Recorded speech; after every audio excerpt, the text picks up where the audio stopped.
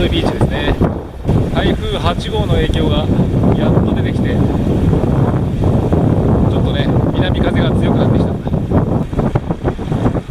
水はちょっと冷たいのかな。ちょっと入ってみる。あったかいね。あったかいよ。いい色だね。お風呂みたいにあったかいわ。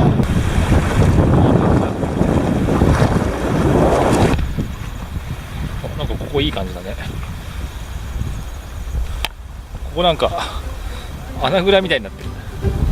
ちょっと行ってみるね。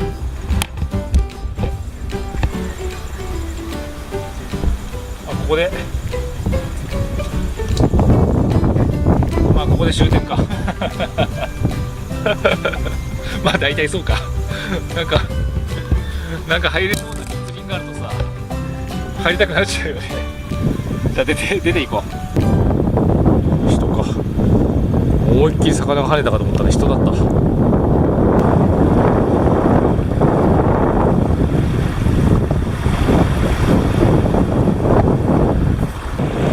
ゃあそろそろ家に帰ります。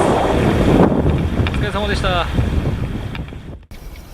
今台風8号が近づいてきてますね。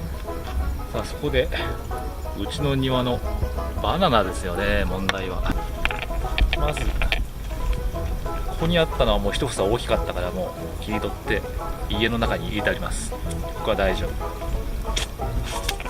それから次これね、まだちっちゃいんだよね。ちょっとここもどうかな、耐えるかな、心配です。さあ次は、ここにねできてますね。まだ花もついてる。倒れなきゃいいけどね。そしてここにあるんだよね。これね、大丈夫かな。そして、これね、これはまあ花ね。こっちがバナナの実。これ生き残れるかな。そして向こう側、こっちにもある。これね、これ大きくなりそうなんだけどな、心配だな。で最後これね、これまだ取れないんだよな。まだ細いんだよ。重いからね、ここもね倒れるかもしれない。これダメになっちゃう。これ毎年ね1個ぐらいはこういうのやられちゃうんだよね。もう隣の家のバカでかいのはもう取ってる。